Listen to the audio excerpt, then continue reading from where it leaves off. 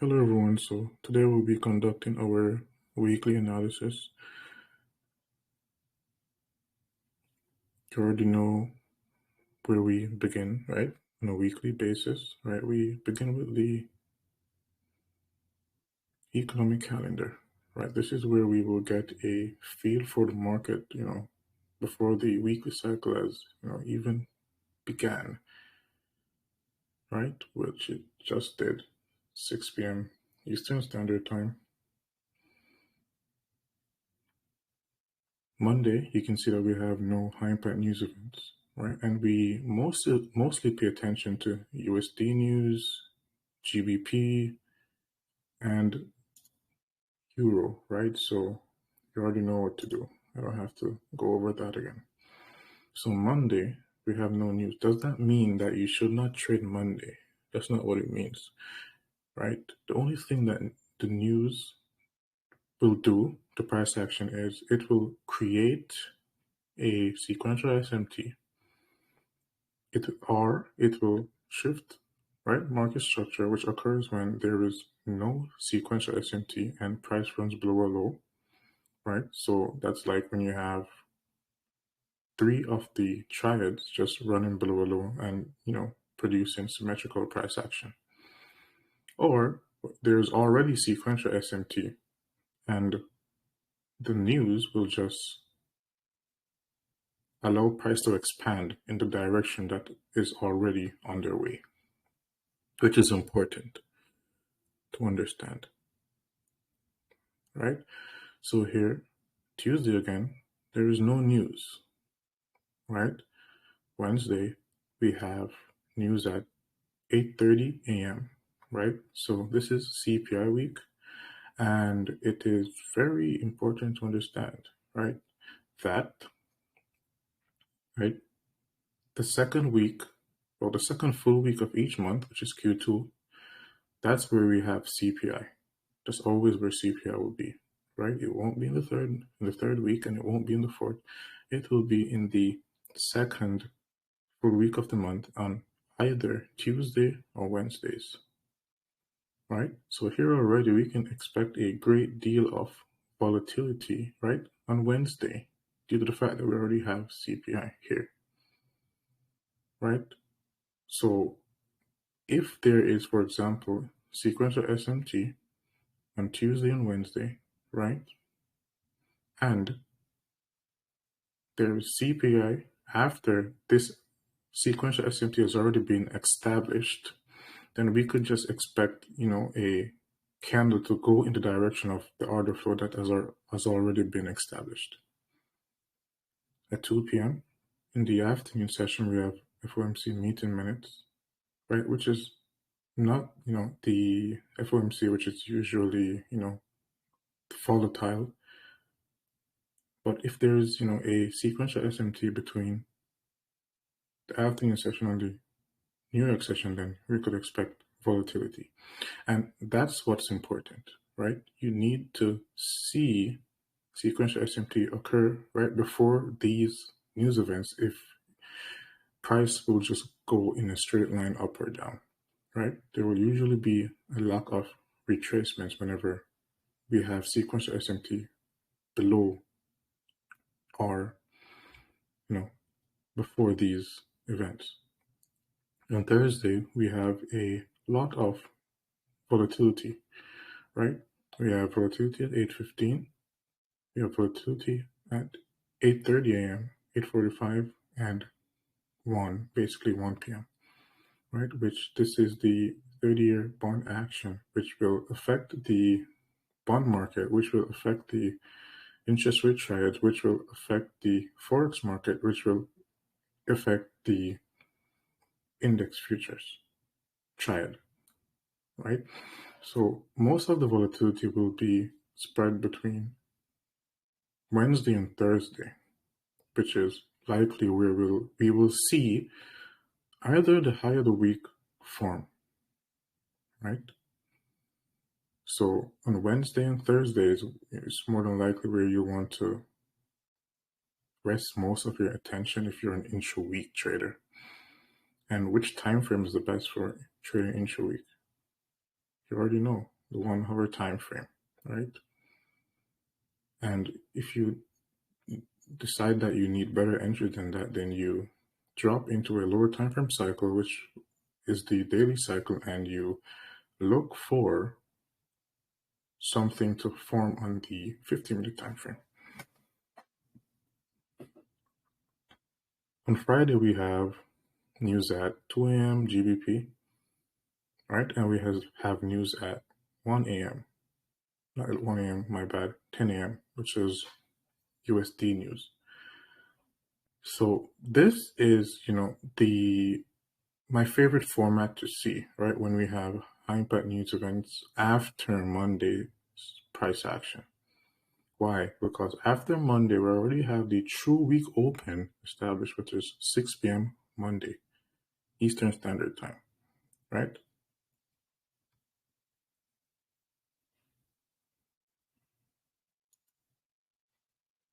Here, right, first, we will look at the interest rate markets, right? Interest rate market triad, which is comprised of T-bond futures, 10-year treasury notes, and the 5-year treasury notes, right? As you guys can see, currently, right, this is the second week of the month, right? We're close to piercing below this one, and we've already traded below it, which we could see price drift lower before we, see price spring higher. And if there is, for example, sequential SMT, right, between this triad on a whole, not just the individual assets, but this triad on a whole, whereas we can see price drift lower, right, and then a lower time frame sequential SMT occur, which would activate a higher time frame sequential SMT. We could see price gravitate to these highs, right? And why would these highs stand out to us? Due to the fact that, this is a low resistance liquidity run. And what makes this a low resistance liquidity run is the fact that these highs are symmetrical, right? This is not SMT, but they are symmetrical. Looking at the dollar and comparing it to the euro and the pound, right? We can see that we basically got the price action that we have been, wanting for almost a month now, or almost a month now, around 3 weeks, 2.5 weeks, right? So we had price trade down into this fair value gap right here, right, and then expand, right? Last week, on the opening of this candle, we still expected price to go above this high, and we expected price to drift lower here and here as well, and we expected the euro to reverse. And why did we expect that, right? And why would we even expect that? Due to the fact that we had sequential SMT here, right? So this was the high of the previous quarter right here. And on this candle, right, we had a opening above this high right here, right? And it does not matter, right, if the open occurs on the first second, the first minute after the quarter has begun. As long as there is sequential SMT, you can expect some type of reversal. Also in this candle right here, Tuesday, you can see that this close is above this close, and this high is above this high. Here, we have this low below this low, and I believe this close is slightly below this one as well. Meanwhile, this candle right here failed to go below this low. Here you can see that we had this low, basically symmetrical with this low, which would confirm sequential SMT. right? So at times, for example, if you are using the higher time frame cycles, right, and you don't need to, drop down to see these things, but if you are new, it is better to do that, right? So just as how you have, this occurring here between the last quarter of the year and the current quarter of the year, right? You can have this occurring on the, during the last week and the current week's cycles, right? So currently there, we need to see displacement, first of all, and obviously we need to see that followed by sequential SMT or the other way around, right? So currently there is no clear draw on liquidity, right? Why? We need to see sequential SMT before we do anything.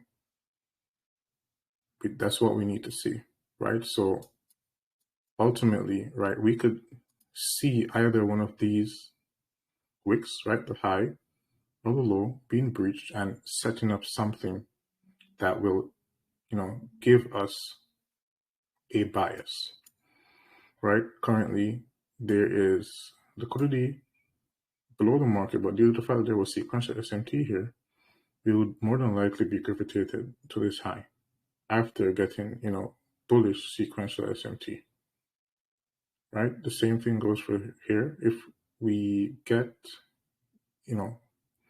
bearish sequential SMT, then we will be looking for a weaker dollar, a stronger euro, and a stronger pound. But we need SMT first, right? Which is in line with this higher time frame SMT.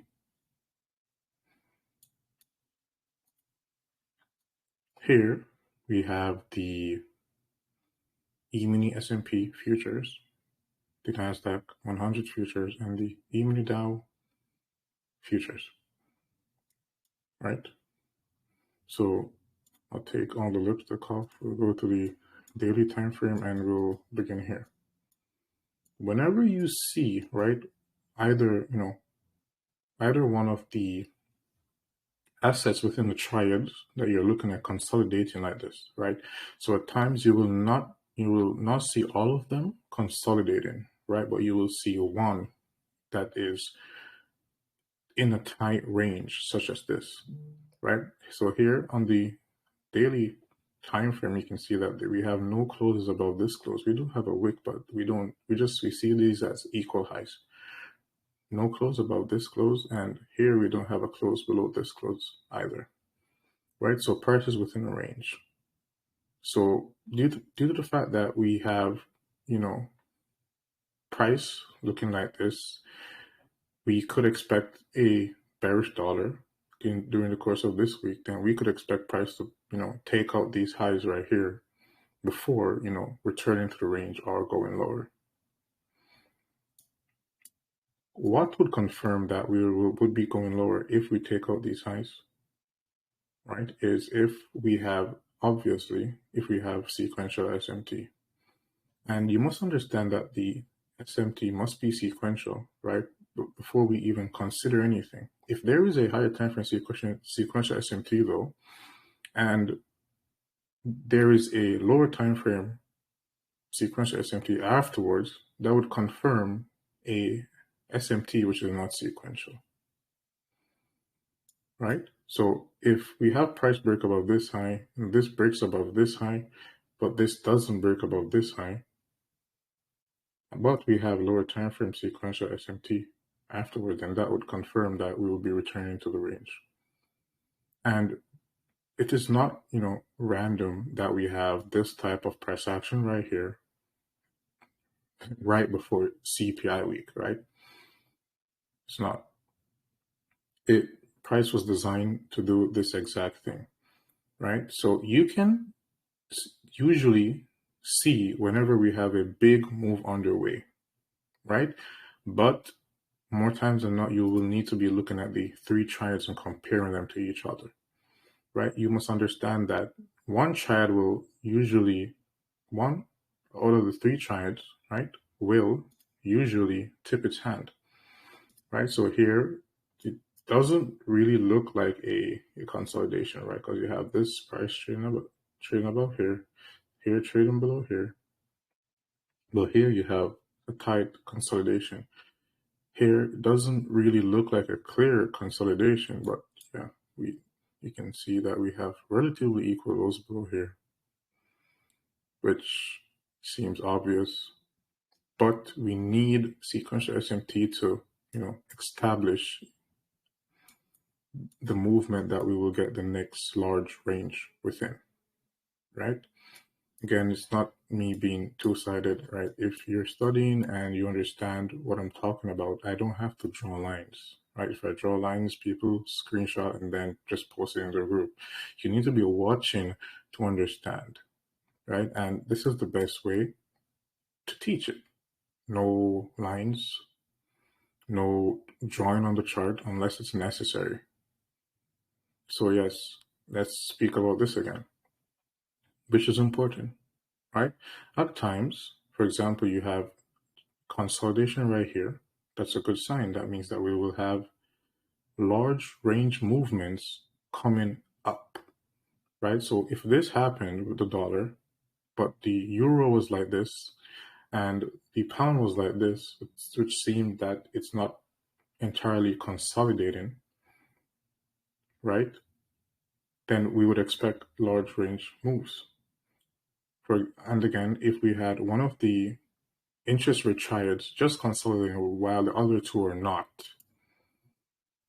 that's a sign that we would have what? A large range move coming up. So here, right, you can see that we have buy side liquidity above here, right? We have buy side liquidity above this high, this high, this high, and this high, and it's so obvious, right? It's very obvious. We have sell side liquidity below this low, right? Currently, we're range bound.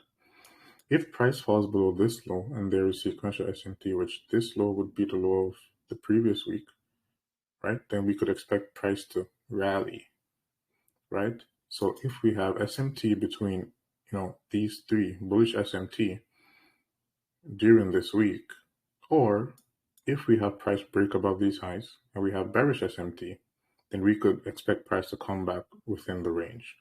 But it's very, important to understand that you must not force price to do anything. You must wait for price to tip its hand to you, right? So currently right now, you don't want to go in and short or long. If you short and you win, or you long, or you win the trade, then you were still gambling and then you're bound to do it again. You need to be following a rule-based conceptual method, which is what we talk about. And remember what we talk about: symmetrical highs and symmetrical lows, and unsymmetrical highs and unsymmetrical lows. That's where below unsymmetrical lows is where we have the most liquidity, where sequential SMT is most likely to occur. So as you guys can see below this low, we have this low higher than this low, but this low is slightly lower than this low, and this one is higher than this one. So this is a real liquidity pool. And here, this is a real liquidity pool as well, and this is a real liquidity pool as well. This is a real liquidity pool as well. You understand? Here is a real liquidity pool as well, and here as well. Due to the fact that, right, these highs, you can see that the ES breached this high, NASDAQ breached this high, but the Dow did not breach this high. So there is an immense amount of liquidity above the high, which breached this high, and for the Dow, the high which failed to breach this high. So what would we want to see? Either price just, trade below here, close, right? And currently we're looking at the monthly cycle. So for the monthly cycle, you will need a 4-hour closure, right? Not a 1-hour closure, a 4-hour closure. As you guys can see right here, right? And we will use this to demonstrate what we're talking about now. Right here, we have a higher high here, right? A higher high here. No, a higher low here, my bad. And here we had higher lows as well. But here we had a lower low, right? But pay attention, there was no closure here, right? Price just wicked below this low. And remember what we said about whenever we see price just wick below the low, and prices are already being delivered in the direction that it's supposed to be delivered in, right? So here we had sequential SMT. There was a closure above this side. There was a closure above this side. There wasn't a closure above this one, right? Then we had price drop. Whenever you see this happen, it's just price giving you an extra entry, an entry again, right? This is just a entry again. So right here, you shouldn't be looking at this as bullish. Why? Because it's just the wicks. We're focused on the closures. This was a shift of market structure, right? But this one is a predetermined shift of market structure, right? So usually you have price shift like this. Then there was liquidity above this high, right? And remember that we need sequential SMT or SMT to give us a explosive move. So right here, when we see price fail to break above this side, was actually a sign that we're, extremely bearish and we're going to expect price action to gravitate to these lows after we have seen SMT above these highs right here. Right, so SMT, no SMT. Price broke above this high, but pay attention to what we had happen here. This is Wednesday's price action. This is Thursday's price action. If you look at the chart right here, I will drop down to a lower time frame. Right? We had sequential SMT here. Right? And you need to focus on the closures. Right? Because if you just focus on, this high right here, which seemed to be the highest high, right? And not this closure, then you would get distracted. Right? This is the New York session. Right? This is the New York session, the highest close of the New York session. Right? And it's just a bonus whenever you see the wick trade above the wick. You need to be focused on the closures. Also, yes, you need to incorporate, the wicks whenever there's a closure, but the closures are what's important. And then you have this right here, right? So after we had this, which you can still see here, even on this time frame, a lower time frame, what do you see? There is no close below here. It's just a wick, right? So price just wicked here, and then this happened. The Dow didn't trade above this high. ES traded above these highs. There was already higher time frame bearish sequence of SMT. What else? The ES didn't. The ES traded above this high, right? But the most important thing, which is why a market maker model would come into effect, is because of things like this, right? So here, when everyone else would look at this and say, oh, this was sequential SMT. No, it wasn't, because there wasn't a close. And this is what I've been stressing for the past few weeks, right? You need a close, not just price just wicks below it and it's going up. Oh, I'm going to just buy it. No. Right here, right? For example, this is how I would see it, right? Because there's no close. So there was nothing happened here. The wicks will lie to you, but the bodies will not lie to you, right? Price will gravitate to these lows whenever a smart money reversal occurs, which happens after there is two SMTs. So it doesn't even matter if, right, the SMT right here was sequential or not. But once we have this SMT followed by a lower time frame sequential SMT, then it confirms it, right? So here we have this close above this one, right? Here we have this close above this one, and here we have, well, this open above this one, this open above this one, but in the Dow we have this open below this one, right? And we would be paying attention to the 1 o'clock open, right? So here at 1300, right?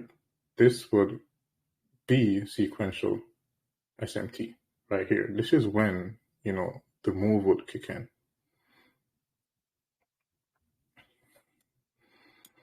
Also below here, you can see that we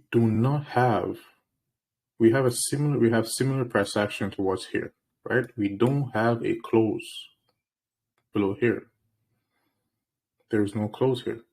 So this is liquidity, right? This is liquidity, and this is liquidity as well. But there is nothing right here to do, right? We're within this range and this range. If price breaks above here, yes, we can look for something. If it breaks below here, yes, we can look for something as well. But currently we're like literally waiting right now. Another thing that you should understand, right, is more times than not, right, whenever you have, one of the triads completely going out of order, completely fluctuating, that is a sign. But more times than not, within the interest market triad, right, you will have the 5-year T-note, doing something it's not supposed to. Within the Forex market triad, you will have the pound doing something it's not supposed to. Within the index futures triad, you will have the Dow doing something it's not supposed to. For example, right here, the open, you can see that this is already a down close candle, but this one is up, while these ones are, in order. You will get the most explosive price action when you have 3 of them in order, but at times, whenever you have just 2, it is fine, but it is low probability. And you probably won't have that high, amount of volatility to support your trade, but you can still use it. For example, right here, again, this is something else. I'll take these off. For example, right here, right, let me use the crosshairs. Right here, on, I believe it was this candle, right? Yeah, this candle.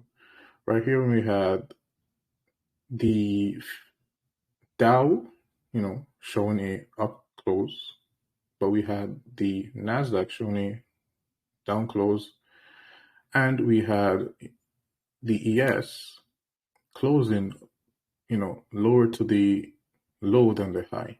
Afterwards, we had sequential SMT, right? So here, while we see this happening, it's nothing until we have sequential SMT, right? And usually sequential SMT, it will happen whenever you have price close below the low, right? Or close below the lowest close, right?